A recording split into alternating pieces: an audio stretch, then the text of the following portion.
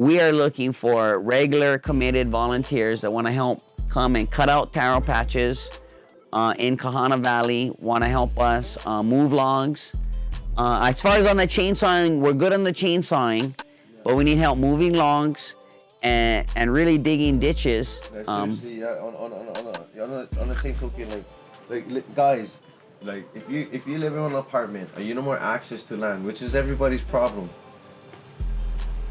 reach out. Like, we want families to come and take care of the thing that we can build together and share in the production and in the eating of food. You just build your own, you take care of them, you eat it. At the end of the 12 months, 11 months, you can constantly eat luau the whole time. At the end of 10 months, it's all your taro.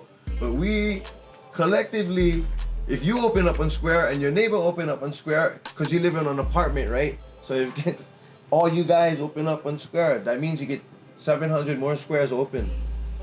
With 700 more families all doing the same thing, all in the production of food and all in the carrying of land and all of the resources, because it's all intertwined. With a river puka out, that's super important into the food in the ocean that provide food for us also.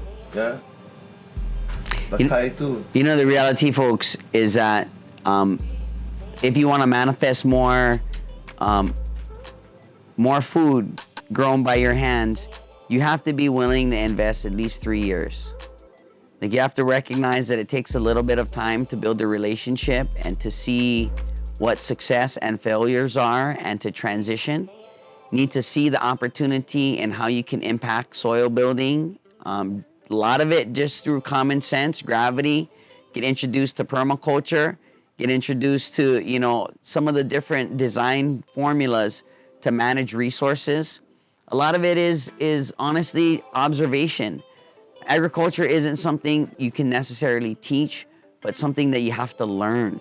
So you have to, you know, if you can commit 1 day a month, 3 to 5 years, we can help you become someone that is able to genuinely get food on a regular basis that they grew. If you're willing to show up 1 day a week, definitely in 3 years, you will have more food than you know what to do with.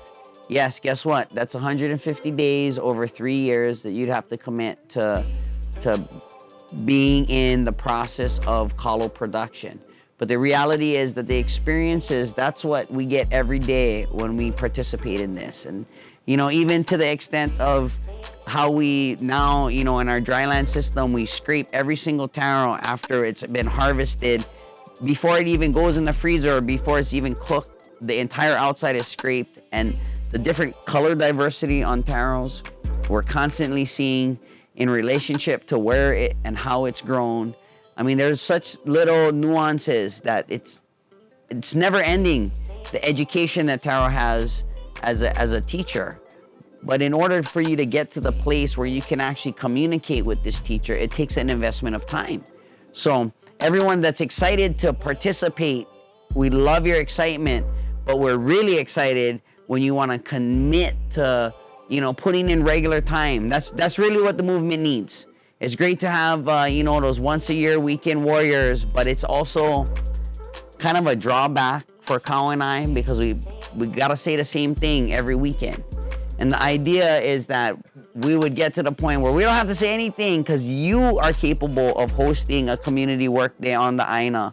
And we can begin to see more people in our community evolve to have the capabilities to go just beyond being able to keep themselves busy, but to keep another small group of people in their community. Because the thing that we notice is through doing it, like, you don't know what you know until you got to teach it. Right. And then when you got to teach it, you're like, oh my God, I don't know this. And it puts you in a whole new course of self-learning.